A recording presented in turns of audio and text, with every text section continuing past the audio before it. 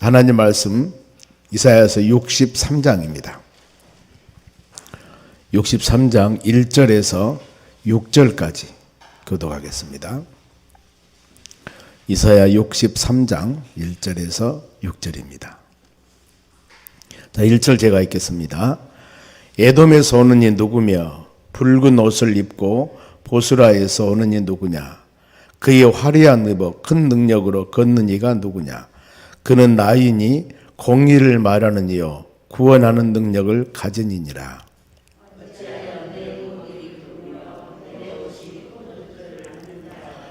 만민 가운데 나와 함께 한 자가 없이 내가 홀로 포도즙 틀을 밟았는데 내가 노함으로 말미암아 무리를 밟았고 분함으로 말미암아 짓밟았으므로 그들의 선열이 내 옷에 띄어 내 의복을 다 더럽혔음이니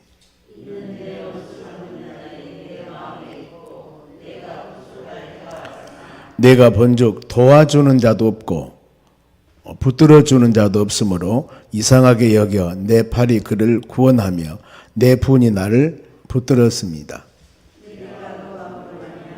만민을 밟았으며 내가 분함으로 말미암아 그들을 취하게 하고 그들의 선열이 땅에 쏟아지게 하였느니라. 아멘. 자, 옆 사람 인사합시다. 오늘도 승리합시다. 좋은 하루 되시기 바랍니다. 오늘 하나님 말씀은 은혜 안에서 합시다 하는 말씀입니다. 은혜가 무엇일까? 은혜. 우리 이름도 보면 은혜라는 이름이 참 많이 있죠. 은혜. 하나님께서 거저 주시는 것을 말합니다. 선물. 내가 노력해서 받는 것들이 아니고 힘써서 받는 것들이 아니고 거저 주는 것. 그래서 은혜를 다른 의미로 선물이라고도 합니다. 선물은 내가 노력에 받는 것이 아니죠. 어떤 사람이 선물을 가지고 왔는데 그냥 받는 거거든요. 그래서 신앙에서는 두 가지 크게 은혜로 생각하는 것, 구원받는 것.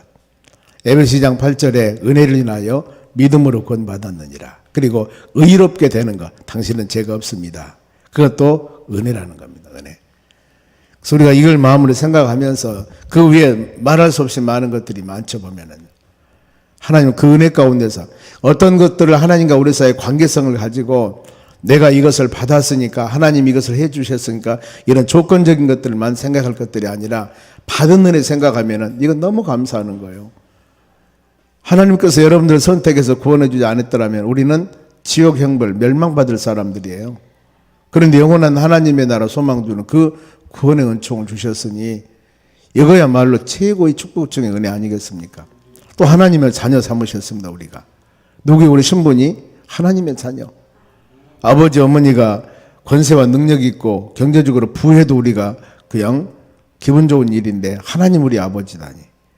이걸 마음에 생각하면서 우리 신앙은 항상 담대해야 됩니다. 그래서 믿음이 여러분 있어야 돼요. 믿음. 내가 구원받은 것, 의롭게 된 것, 내가 하나님의 자녀인 것 증표 내놔봐. 어떻게 됐어 이거? 이랬을 때 뭐라고 얘기하겠어? 믿음이 있어야 됩니다. 나는 하나님 말씀을 믿어. 그래서 이 히브리서 11장 6절에 참 중요합니다. 믿음이 없이는 하나님을 기쁘시게 못하나니 딱 두 가지 조건. 믿음이 있는 자들은 하나님의 존재하심. 그리고 여러분과 같이 찾는 자들에게 기도하고 찾는 자들에게 상 주심임을 알아야 할지니라. 이 믿음입니다.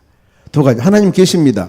그리고 기도하고 간구한 여러분들에게 하나님께서 응답해 줄 믿어야죠. 그 하나님 믿어야 되지 않겠습니까? 그리고 요한일서 5장 4절에도 세상을 이겨나가면서 우리가 어떻게 세상을 이길 것인가? 이 어려운 세상을 믿음으로 이긴다는 겁니다. 믿음으로. 그 여러 가지 많은 것들이 있습니다만 이런 몇 가지들 마음에 여러분들 확실히 탁 새기면서 그래 이런 나의 정체성 신분 내가 이렇게 믿음으로 산다 하는 것들이 마음에 새겨졌을 때 그때 주의 은혜가 임하게 되는 겁니다.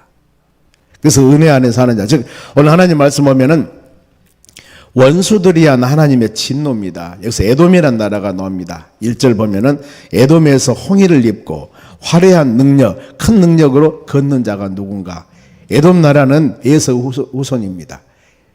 바로 이삭이 에서와 야곱을 낳았죠. 그래서 에서 후손이 에돔이고 야곱 후손이 이스라엘, 하나님 선택된 자녀들이거든요. 둘이 어떻게 보면은 한 아버지 쌍둥이가 나와서 형제가 아닌데 이 나라들로 이스라엘과 그 다음에 에돔은 항상 원수 관계. 그래서 에돔 오면 대적자, 어려움을 주는 자, 붉은 뜻이 있어, 붉은. 그런데 그런 의미이기 때문에 그러면 이런 바로 대적자, 이런 어려운 자들을 여기에서 홍이라는 것은 피해져서 옷인데 전쟁, 대적에서 승리한다 그 말입니다. 이 에돔 나라를, 이 대적자들을, 사단 마귀를 승리한 사람은 누구냐? 승리할 자는 누구냐? 그래서 밑에 보면은 의를 말하는 자, 구원하는 자, 즉 십자가에 승리하신 예수 그리스도이십니다. 영적인 전쟁 우리도 마찬가지죠. 어떻게 이깁니까? 넉넉히 이기려면 예수 그리스도 이름으로 사단 마귀들도 이겨나가고 주님의 주심과 능력으로 이겨나가는 겁니다. 그래서 그러면 이 에돔의 심판 상태, 바로 적군자들을 어려움을 주는 심판하는데 이 심판 상태가 2절이에요. 옷이 붓다, 포도주를 밟음 같다. 포도주, 우리나라는 이제 포도주를 많이 안기 때문에 우리나라 하면은 사람들이 먹는 것은 대표적인 것은 막걸리, 소주 뭐 이런 것이기 때문에. 그런데 포도주는 뭡니까? 거기 많은 보면은 포도를 따서 그걸 포도즙 틀에 넣고 사람들이 짓밟은다고 그래요. 그러면은 즙이 나오고, 지금이야 뭐 좋은 기계를 가지고 다 하겠지만은 그 많은 포도주 즙을 짜서 포도액, 그래서 오래된 것, 좋은 것, 그래서 아주 명품 포도주가 있지 않습니까? 그런데 그와 같이 이 포도를 따가지고 막 짓밟은 같이 그렇게 붉은 상태, 짓밟음을 극심한 심판의 상태를 말합니다. 이렇게 에돔이란 강한 나라를 심판해볼, 철저하게 심판할 자는 누구냐? 바로 이겁니다. 영적인 전쟁에 승리할 자 오직 예수 그리스도, 영원한 승리자, 만왕왕인. 그러면서 왜 그러면 그 에돔이라는 나라를 철저하게 심판했을까? 이유가 있죠. 이방 나라를 그래서 무조건 밟아버립니까? 아니에요. 아닙니다. 3절 말씀 보죠. 내가 노함으로 무리를 밟았고, 하나님의 노함입니다. 분함으로 짓밟았느니라. 출애굽한 이스라엘 백성들이 40년 광야 생활을 마치고 여호수아가 모세가 죽고 나서 그 백성을 거느리고 요단강 건너서 가나안 땅 들어갑니다. 이제 정복 시대라고 합니다. 나라를 만들어요. 이제 그 전까지만 하더라도 나라가 없었습니다. 애굽에서는 종생활을 했죠. 40년 광야 생활을 할 때는 그냥 하나님 인도함 따라 다녔죠. 나라가 영토가 없기 때문에 나라 구성유도가 되질 않습니다. 그리고 영토가 있어야만 나라가 되는데, 그래서 이제 하나님의 가나안 땅을 주어서, 약속 땅을 주어서 이스라엘 백성들이 살게 됩니다. 그럴 때 거기 원주민들이 7족속이 살고 있습니다.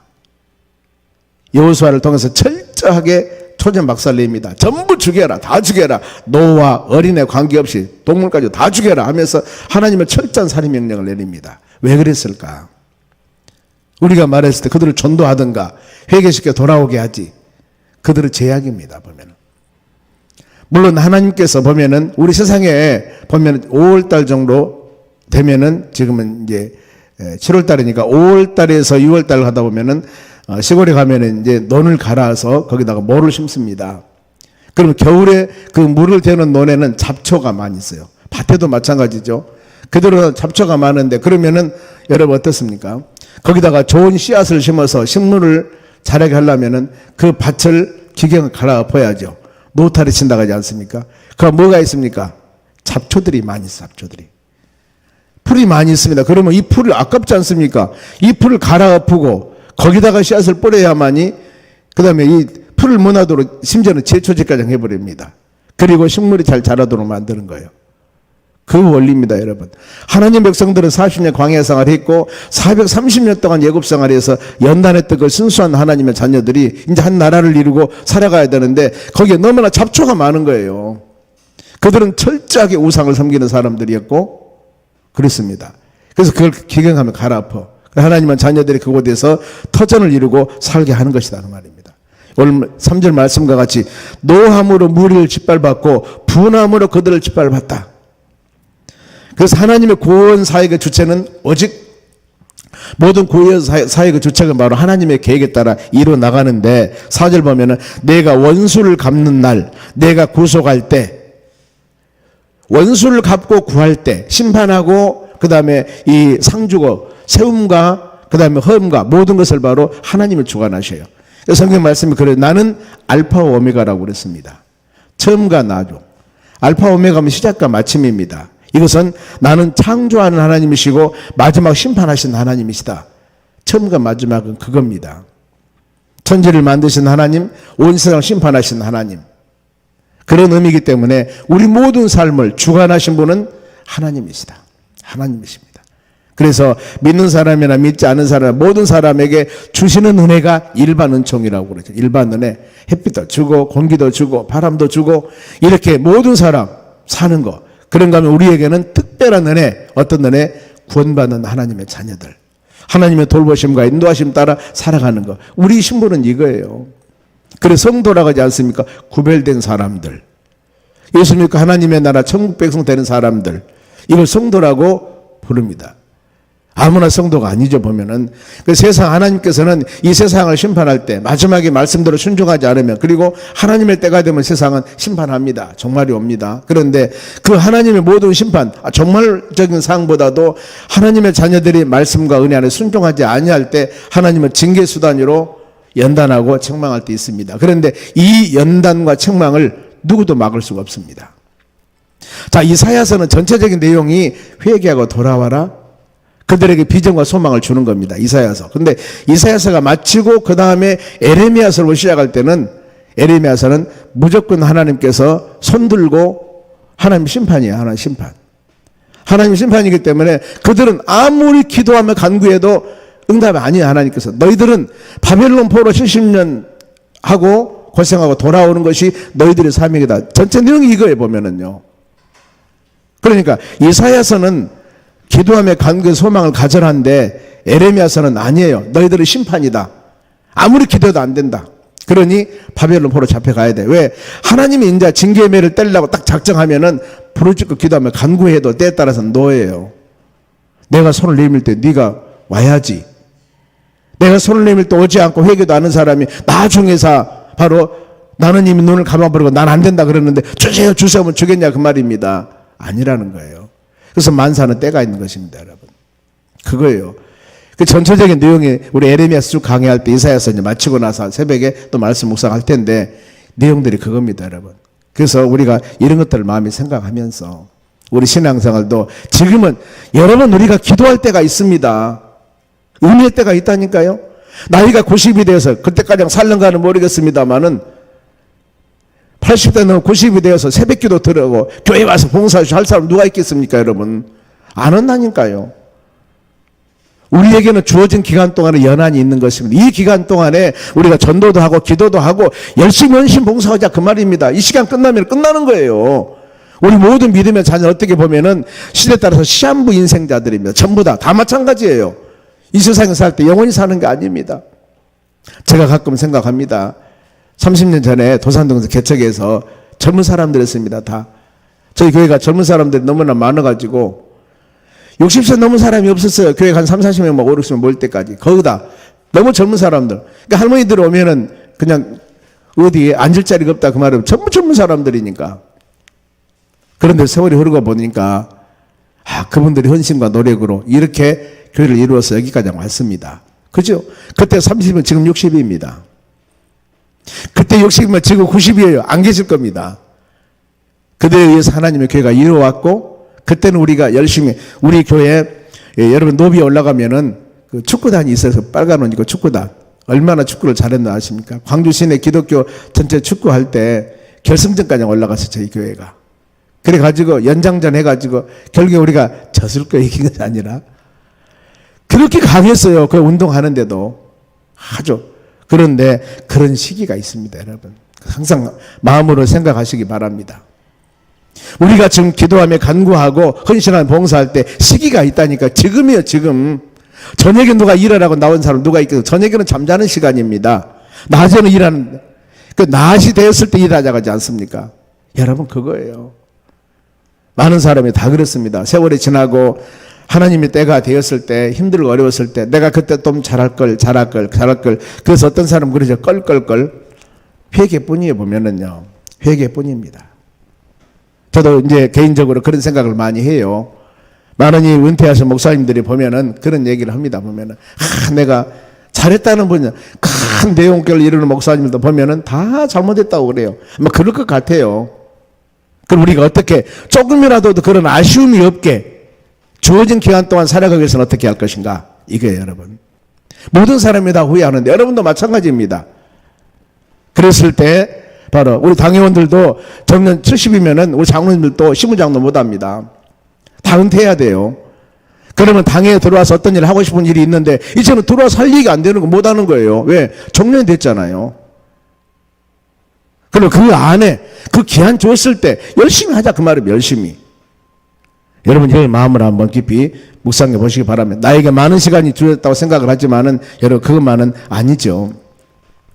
하나님이 심판할 때 하나님의 심판 5절 말씀 보세요. 도와줄 자가 없습니다. 붙들어줄 자도 없습니다. 막을 자가 없어요. 하나님 매를 달라고 딱 계획하면은 전능하신 하나님이신데 주권자 하나님이신데 누가 그 앞에서 다른 얘기를 할 수 있겠습니까? 못하는 거예요.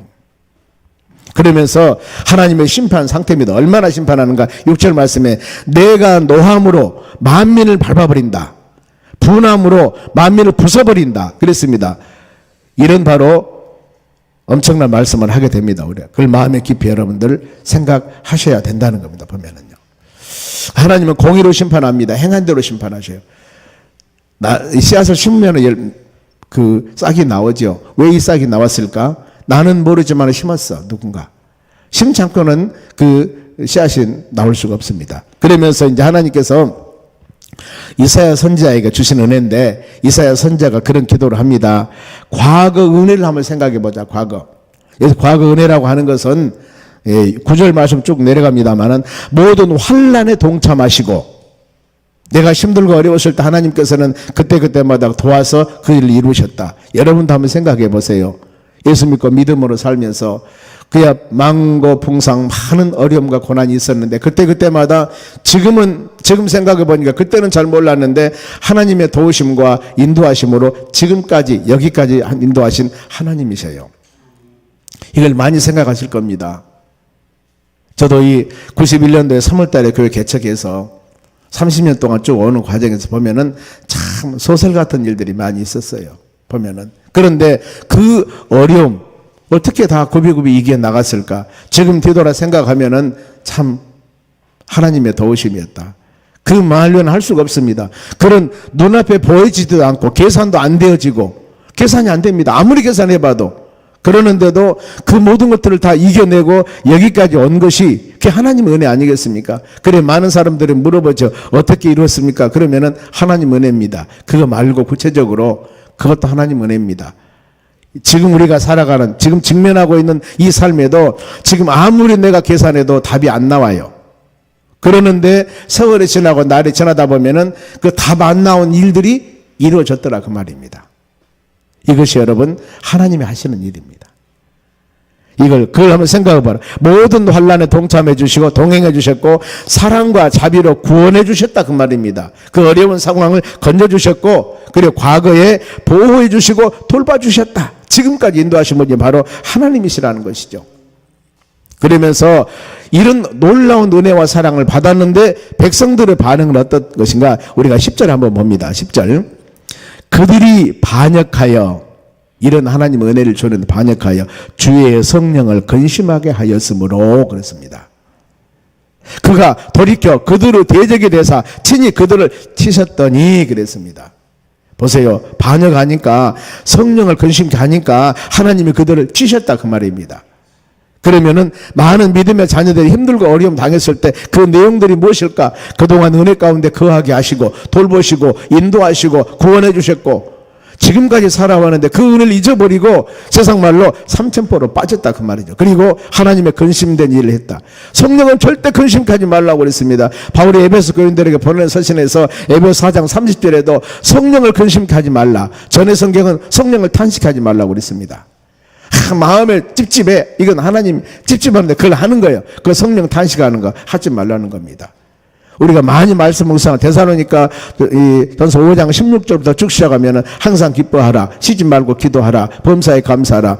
이것이 그리스도 향해서 너를 향한 뜻이지라. 그러면서 성령을 소멸하지 말고 예언을 멸시하지 말고 악은 모양이라도 짓지 말라 그랬습니다. 그렇지 않습니까? 우리 이런 말씀 마음에 새기셔야 됩니다. 우리가 받은 은혜가 너무나 많은데 하나님 은혜를 배역 반역 너무 싫어하는 거예요. 이게 지금 이사야서 1장이 그렇게 말씀을 합니다. 바로 이 나기도 구유 밥 주는 사람을 아는데 왜 너희들은 나를 못 아느냐? 항상 이 말씀합니다. 너희들은 소, 지금 짐승만도 못하다 그 말이에요. 지금 보면은 짐승도 밥을 준 주인을 아는데 왜 너희들은 나를 모르느냐. 1장에 지금 그걸 시작하는 거예요. 짐승 같도 못한 하나님의 자녀들아, 너희들이 드린 예배는 이사야 7장 12절 마당만 밟은 예배다. 너희들이 가져오는 물질은 바로 이것은 온전한 물질이 아니다. 모든 영적인 부분 보세요. 하나님과 관계 부분에서 지금 삐뚤어져 있습니다. 이 상태에서 이사야 선지자가 예언적인 말씀을 하는 겁니다. 계속 소망도 주고 비전도 주고 39장까지 말씀은 책망이 있습니다만 40장부터 소망이 했다고 하지 않습니까? 이런 부분들이죠. 보면은 우리가 이런 것들 마음이 묵상하셔야 됩니다. 그러면서 이사야가 기도를 합니다. 하나님께 간절한 기도를 하는데 15절 하반절에 주께서 베푸신 간곡한 자비와 사랑을 그치지 마소서 그랬습니다. 하나님, 그동안 베풀어준 은혜를 눈 감지 마시고 하나님 안아주세요. 40년 동안 그러면 쭉 그 예를 드립니다. 40년 동안 광야 생활하면서 하나님이 돌봐주시지 않습니까? 먹을 것 만나와 매출하기, 살 것 불기둥 구름기둥 다 인도해주셨고 옷도 해지지 않도록 도와주셨고 이거 다 돌봐주셨는데 주여 우리의 간구함을 긍휼히 여겨달라고 간절한 마음으로 바로 기도하면서 특히 이제 16절 말씀 눈여겨봅니다. 주는 우리의 아버지시라. 아브라함은 우리를 모르고 이스라엘은 우리를 인정하지 아니할지라도 여호와여 주는 우리의 아버지시라. 옛날부터 주의 이름은 우리의 구속자라 하였거늘 우리 아버지셔요. 우리를 도와주시는 하나님이십니다. 이렇게 말하면서 마음을 완고하지 않게 해주시옵소서 그 말입니다. 내 마음이 너무나 강팍합니다. 어때요? 성령의 만짐 이게 있어야 됩니다. 강팍한 우리 마음은요 하나님의 성령께서 부숴주셔야 돼요. 성령의 만짐, 하나님 말씀이 심령에 새겨질 때 거기에 성령의 역사가 임하면은 단단했던 바로 우리 심령이 부서집니다. 석공이 큰 산에서 돌을 파괴할 때 두두두두 구멍을 뚫습니다. 거기다가 다이나마이트를 집어넣어요. 그리고 길게 선을 연결해서 저 멀리서 플러스 마이너스를 합치면 쾅 하고 터지면서 이 화약이 터지면서 엄청난 돌이 부서져 버립니다. 내 마음이 강팍하다 하더라도 아무리 강팍하다 하더라도 하나님의 말씀이 심령에 새겨지고 그 말씀에 성령의 역사 다이나마이트 같은 성령의 역사가 임하지면 팡 하고 터지는 거예요. 부서져 버립니다. 우리 마음이. 그때 하나님께서 은혜가 임하는 겁니다. 하나님 강팍한 내 마음을 하나님 말씀과 성령 은혜로 부수게 하시면 주여 감사합니다. 주여 감사합니다. 마음의 밭이 좋은 밭이 돼야만이 우리가 은혜 생활을 잘할 수가 있습니다. 아무리 교회 와서 예배를 듣고 헌신하고 봉사한다 하더라도 내 마음의 밭이 바로 기경에서 일궈지지 않는다면 그곳에 아무리 좋은 말씀의 씨앗이 떨어진다 하더라도 그 사람 입에서 나오는 말은 원망, 불평, 불만, 시비, 세상적인 얘기 이거 나올 수밖에 없습니다. 마음. 잠언서 4장 23절에 무릇 지킬 만한 것들 중에 네 마음을 지켜라. 생명은 그러니 마음에서 남이라고 그랬습니다. 하나님 말씀 부여잡고 말씀 우리 심령에 떨어졌을 때 하나님 내 마음의 잡초, 내 마음의 잘못된 것 하나님 말씀으로 성령의 능력으로 다 정결케 해주시고 예수 보혈 주의 십자가로 이 하루도 믿음으로 오직 예수 하나님 바라보며 승리하는 하루 삶이 되기를 원합니다. 기도했을 때 여러분의 가정, 직장, 사업장, 일터, 내 건강 우리 주님께서 그 사역을 감당하려고 하는데 하나님은 그런 여건 안 만들어 주시겠습니까? 주여 부족하지 않도록 주셔서 이런 일을 행하는 믿음의 자녀가 되길 원합니다. 구할 때 그것이 바로 너희가 의를 위해서 구하는 겁니다. 의를 위해서 그 나라 의를 구하는 것이 바로 그거예요. 이런 마음 가지고 이 하루도 나가실 때 주의 은혜가 임할 줄로 믿습니다. 기도하겠습니다.